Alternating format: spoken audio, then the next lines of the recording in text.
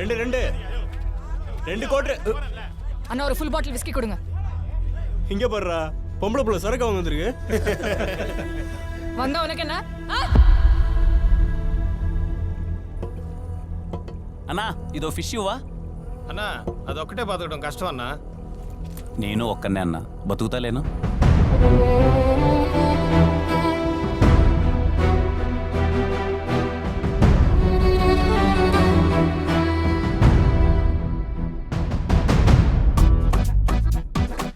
హైదరాబాద్ లో అంత పెద్ద ఇండస్ట్రీ ఉంచుకుని ఇక్కడికి ఎందుకు వచ్చావు? నా కథలన్నీ గుండెలు పిండేసే కథలు సార్.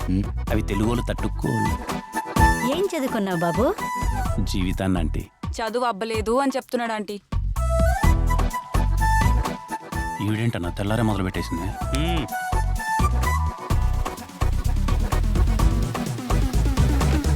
ఇది ఇప్పుడు ఖాళీగానే ఉంది, ఈజీగా వర్కౌట్ అవుతుందనే కదా. మీలో ఏదో కొంచెం మార్పు వస్తుందని. నువ్వెవరా నన్ను మార్చడానికి? అసలు నా గురించి నీ ఒపీనియన్ ఏంటి? స్టీవెన్ గారి దృష్టిలో మీరు ఎప్పుడు ఇది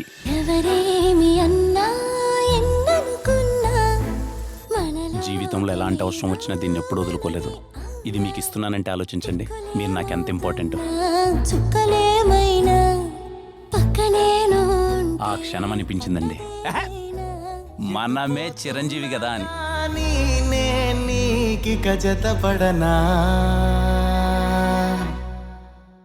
ఈ రోజు నుంచి మీరు నా దేవత, నేను మీ బానిస.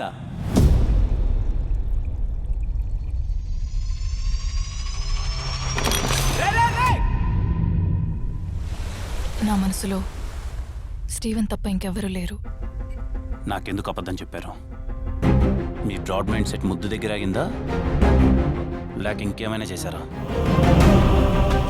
నా కళ్ళలోకి చూసి చెప్పండి. నేను వాడితో పెళ్ళి మాత్రమే కాదు, నా లైఫ్ మొత్తాన్ని ఊహించేసుకున్నాను. ప్రతి ప్రేమ కథ ఒకేలా ఉంటే చరిత్ర కూడా నచ్చదండి. నమ్మని వాడికి ఈ కథ ఒక అబద్ధం, నమ్మగలిగితే అదే అద్భుతం.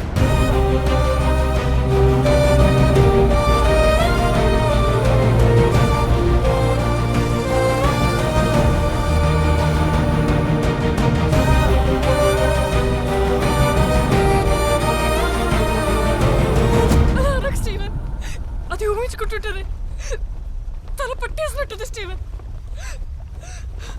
కనపడకుండా నా గొంతునెవరో బలంగా నొక్కుతున్నట్టుంది. అదెవరో కాదండి, నేనే.